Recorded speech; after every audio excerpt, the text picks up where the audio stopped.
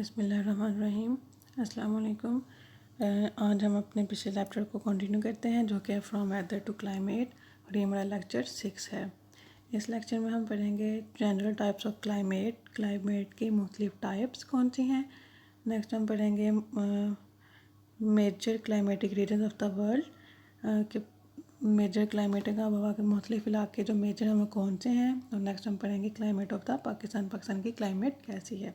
उसके बाद हम पढ़ेंगे the climate can also cause harm to our life. जो आबहवा है वो हमारी ज़िंदगी पे भी किस तरह से वो हार्मफुल हमारे लिए होती है और उसके कॉजेज़ क्या हैं ये भी हम पढ़ेंगे। फर्स्ट ऑफ ऑल हम पढ़ते हैं general types of climate, climate के मुख्तलिफ टाइप्स कौन कौन सी हैं। फर्स्ट 3 टाइप्स हैं इसकी क्लाइमेट की। First one is polar. Polar मतलब coldest part of the world. Yes, ठंडे इलाके जो होते हैं उनको हम पोलर रहते हैं। तो इन पोलर इलाकों की, पोलर रीजन्स की जो क्लाइमेट होती है उनको एक वो मेजर जनरल टाइप है क्लाइमेट की। नेक्स्ट है टेम्परेट, मतलब मॉडरेट टेम्परेचर वाले, ना को वहाँ पे ज़्यादा गर्मी होती है ना तो ज़्यादा वहाँ पे सर्दी होती है। मॉडरेट नॉर्मल टेम्परेचर रहता है वहाँ पे। नेक्स्ट है ट्रॉपिकल। ट्रॉपिकल मतलब वो इलाके जो इक्वेटर के पास है उनको हम बोलते हैं ट्रॉपिकल। कि यहाँ पे जो आबो हवा है या जो एटमॉस्फेयर है वो ठंडी भी होती है और गर्म भी होती है, मतलब लाइक हॉट भी होती है और ह्यूमिड भी होती है। नेक्स्ट आती है major climatic region of the world के वर्ल्ड के जो मेजर क्लाइमेटिक रीजन हैं वो कौन कौन से हैं। First one is polar region.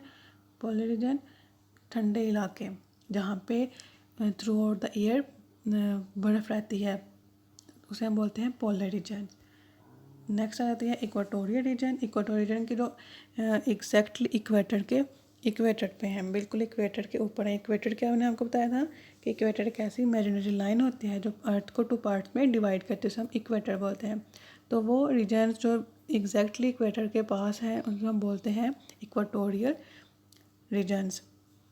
ये रीजन्स तो इक्वाटोरियल रीजन्स होते हैं ये यहाँ पे जो क्लाइमेट या जो आबो हवा है वो सारा साल जो है वो जो टेम्परेचर जो है वो गर्म होता है क्योंकि एक इक्वेटर पे जो सन रेज़ हैं, सन की जो सूरज की शुआएं हैं वो डायरेक्ट पड़ती हैं, तो जिसकी वजह से वहाँ पे सारा साल जो मौसम है वो गर्म रहता है।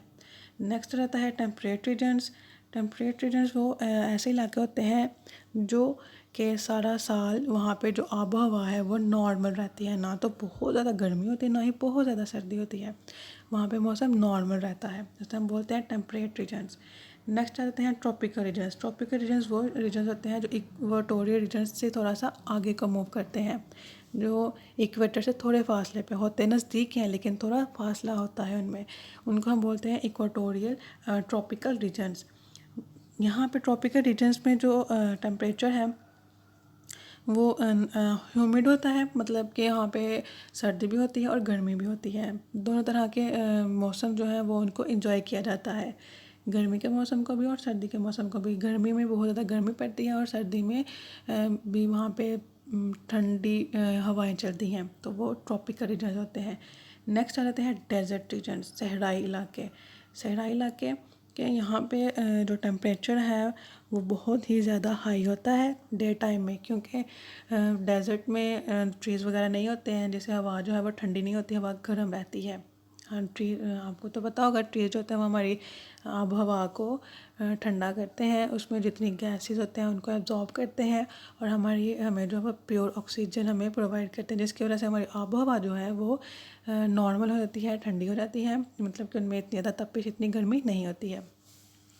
तो इस तरह से जो डेजर्ट्स हैं वहाँ पे आब हवा जो है वो डे टाइम में बहुत गर्म होती है और नाइट में, रात के टाइम पे बहुत ज़्यादा सर्दी पड़ती है। नेक्स्ट आ जाता है माउंटेन रीजन्स, पहाड़ी इलाके। पहाड़ी इलाकों में जो टेम्परेचर है वो क्योंकि ये पहाड़ी इलाके बहुत हाइट पे होते हैं, ऊंचाई पे होते हैं, जिसकी वजह से यहाँ का टेम्परेचर जो है वो कोल्ड होता है। नेक्स्ट पढ़ते हैं क्लाइमेट ऑफ पाकिस्तान के, पाकिस्तान की क्लाइमेट कैसी है। The climate of the different region of Pakistan is different, कि पाकिस्तान के भी डिफरेंट रीजन्स के क्लाइमेट जो है वो डिफरेंट है। लाइक माउंटेनियस रीजन्स हैं, माउंटेनियस रीजन्स की जो आबो हवा है वो भी डिफरेंट है। लाइक यहाँ पे जो है ये भी ऊंचाई पे ही होते हैं, इसलिए यहाँ पे जो आबो हवा जो क्लाइमेट है वो कोल्ड होती है, ठंडी आबो हवा होती है यहाँ पे। और समर जो है वहाँ पे भी बहुत गर्मी, समर में भी गर्मियों के मौसम में वहाँ पे गर्मी पड़ती है, लेकिन सर्दियों में वो बहुत ठंडे जो है वो इलाके होते हैं। नेक्स्ट आती है प्लेन रीजन्स। प्लेन रीजन्स में रहता है मैदानी इलाके। मैदानी इलाकों में का जो टेम्परेचर है वो गर्मियों में बहुत हद तक गर्म हो जाता है। लाइक अगर हम अपने पाकिस्तान की ही बात कर सकते हैं करते हैं तो पाकिस्तान के जो समर सीज़न है वो बहुत गर्म होता है। यहाँ के जो बहुत गर्मी के मंथ्स हैं वो जून एंड जुलाई हैं, कि यहाँ पे टेम्परेचर जो है वो 45 डिग्री तक पहुँच जाता है, जिसकी वजह से यहाँ पे इंतहाई गर्मी पड़ती है। और इतनी गर्मी में लोग क्या करते हैं कि घरों से बाहर जाना भी ज़रूरी नहीं समझते हैं। वो यही प्रेफर करते हैं कि जितना काम है हम अपने घर से ही कर लें, कि हमें काम के लिए बाहर जाना ना पड़े, यानी कि वो इस हद तक गर्मी से खौफजदा हो जाते हैं। लेकिन प्लेन रीजन्स में जो सर्दियों का मौसम होता है वो गर्मियों के मुकाबले में नॉर्मल होता है। इतना वो कि इतनी शदीद सर्दी नहीं होती, मतलब कि बियरेबल, हम इसको बर्दाश्त कर सकते हैं। इतनी सर्दी प्लेन रीजन्स में पड़ती है। नेक्स्ट आ जाता है डेजर्ट रीजन्स। डेजर्ट रीजन्स की जो टेम्परेचर है वो डे टाइम में तो बहुत ही हद तक गर्म होता है, मतलब। और यहाँ के जो गर्मियों का मौसम होता है, समर सीज़न होता है, वो भी बहुत ही हॉट और ड्राई होता है, गर्म और खुश्क होता है, कि आबो हवा इतनी हवा नहीं चलती, जिसकी वजह से वहाँ पे बहुत गर्मी होती है। लेकिन सर्दियों का मौसम एक्सट्रीमली कोल्ड होता है, बहुत ही ज़्यादा सर्दी पड़ती है। जैसे डे टाइम बहुत हॉट होता है और नाइट टाइम बहुत फ्रीजिंग होता है या कोल्ड होता है, इसी तरह जो समर सीज़न है वो बहुत गर्म होता है और ड्राई होता है। और इसी के साथ जो विंटर सीज़न है वो बहुत ही एक्सट्रीमली कोल्ड होता है। नेक्स्ट आ जाती है कोस्टल रीजन्स। तो कोस्टल जो साहली इलाके हैं, साहली इलाके का टेम्परेचर वो माइल्ड होता है। माइल्ड मतलब नॉर्मल होता है, बारिश वगैरह होती रहती है और इस तरह से हवाएं चलती हैं, जिसकी वजह से समर और विंटर जो है वो बहुत ही प्लेजेंट सीजन होते हैं, कि इनको एंजॉय किया जाता है। लेकिन यहाँ पे विंटर सीज़न जो है वो बहुत ही शॉर्ट टाइम के लिए होता है, like December to February coastal regions में। लेकिन क्योंकि इसका टेम्परेचर जो है वो समर एंड विंटर में बहुत प्लेजेंट होता है, तो इसलिए इसका हर मंथ जो है उसको एंजॉय किया जाता है। नेक्स्ट आता है प्लेटू रीजन्स। तो प्लेटू रीजन्स गर्मियों में तो हॉट होते हैं और सर्दियों में माइल्ड होते हैं, मतलब कि बारिश वगैरह होती है और ठंडी हवाएं चलती है, जिसकी वजह से सर्दी बहुत पड़ती है। तो इस तरह से ये था हमारे प्लेटू रीजन्स। नेक्स्ट हम पढ़ते हैं the climate can also cause harm to our life, के क्लाइमेट हमारी ज़िंदगियों को किस तरह से हार्म करती है। The climate can cause harm to our life in different ways, क्या वो किस तरह से किन वेज में हमारी लाइफ को हार्म करती है। First one is flooding. Flooding मतलब सैलाब, जिसे हम सैलाब बोलते हैं, फ्लड आना। लाइक जब बहुत ज़्यादा बारिश होती है, पानी बहुत ज़्यादा दरियाओं से बाहर आना शुरू होता है, तो फिर वो मैदानी इलाकों की तरफ मूव करता है। तो मैदानी इलाकों में जब पानी आता है तो इससे क्या होता है, फ्लड आ जाते हैं, हमारे घरों में पानी आ जाता है, गलियों में पानी भर जाता है, और यानी कि बहुत ही हमें हार्म पहुँचाता है, नुकसान पहुँचाता है।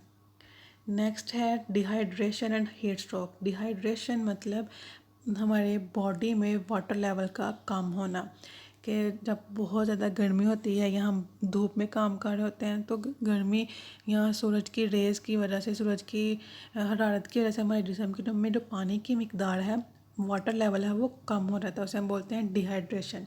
एंड हीट स्ट्रोक इज़ गर्मी की वजह से हमारी बॉडी का टेम्परेचर का बढ़ जाना, जिसको हम बोलते हैं हीट स्ट्रोक। सन की वजह से हमारी बॉडी का टेम्परेचर बहुत ज़्यादा बढ़ जाने से। नेक्स्ट आता है एक्सट्रीम कोल्ड, बहुत ज़्यादा सर्दी होना। तो एक्सट्रीम कोल्ड में क्या होता है कि लोग जो हर जगह होती हैं, घरों के ऊपर बर्फ़ जम जाती है और ट्रैफिक ब्लॉक हो जाती है, क्योंकि जो गाड़ियाँ वगैरह हैं वो मूव नहीं कर सकती, जो गाड़ियों पर भी बर्फ़ जम जाती है। लाइक ये होता है जो पोलर रीजन्स होते हैं और इसके अलावा माउंटेनियस रीजन्स होते हैं। तो माउंटेनियस रीजन्स में सर्दियों में बहुत ज़्यादा सर्दी पड़ती है, जिसकी वजह से रोड भी ब्लॉक हो जाते हैं और घरों में भी पानी बर्फ़ जम जाती है और पानी तक फ्रीज़ हो जाता है। तो ये जो एक्सट्रीम कोल्ड है वो भी हमारी लाइफ को इफ़ेक्ट करती है। नेक्स्ट है एवलांचेस एंड लैंडस्लाइड। एवलांचेस मतलब पहाड़ों के ऊपर से बर्फ़ का वो टुकड़ों में तकसीम होके ऊपर से नीचे गिरना, बर्फ़ की फॉर्म में ही ऊपर से नीचे गिरना। और लैंडस्लाइड होता है कि ज़मीन के किसी एक हिस्से से रॉक्स का या फिर चट्टानों का टूट के तो ऊपर से नीचे की तरफ गिरना, उसे हम बोलते हैं लैंडस्लाइड। नेक्स्ट आती है फॉग एंड स्टॉर्म। फॉग मतलब धुंध, कि जब बहुत ज़्यादा सर्दी होती है तो हम खुद भी ऑब्ज़र्व करते हैं कि बहुत ज़्यादा सर्दी में बहुत ज़्यादा फॉग होती है, जिससे हमें दूर से कुछ भी नज़र नहीं आ रहा होता। इवन डैट की जब बहुत ज़्यादा धुंध होती है तो हमें अपने पास पे जो चीज़ पर से गुजरी होती है वो भी हमें क्लियरली नज़र नहीं आती है। तो इस तरह से फॉग की वजह से क्या होता है, एक्सीडेंट्स वगैरह हो जाते हैं। जब हमें कोई सामने से चीज़ आती हुई नज़र नहीं आती, ट्रैफिक वगैरह, तो जिससे हमारा एक्सीडेंट होने का ख़तरा होता है। तो इस तरह से ये जो flood, dehydration, extreme cold, avalanches and landslide, heat stroke, fog and storm जो है ये भी हमारी लाइफ को इफ़ेक्ट करते हैं। नेक्स्ट है question number 1, what is the difference between weather and the climate, कि वेदर और क्लाइमेट में क्या डिफरेंस है। And answer is that weather is the condition in the atmosphere at a particular time. किसी ख़ास टाइम पे जो वेदर एटमॉस्फेयर की कंडीशन होती है उसे हम बोलते हैं weather. And climate is the general weather conditions at a particular place for at least 30 years। climate क्या है, वेदर की ऐसी कंडीशन है एक ऐसे ख़ास जगह पे जो कि 30 साल के लिए उसको 30 साल तक उसको एटलीस्ट मेजर किया जाता है कि 30 साल के अरसे के दौरान जो किसी एक स्पेसिफिक प्लेस पे वेदर की कंडीशन होगी उसे हम कहते हैं क्लाइमेट। नेक्स्ट आइडिया थे क्वेश्चन नंबर 1, आपने लिखना भी है और याद भी करना है। Thank you so much and best of luck।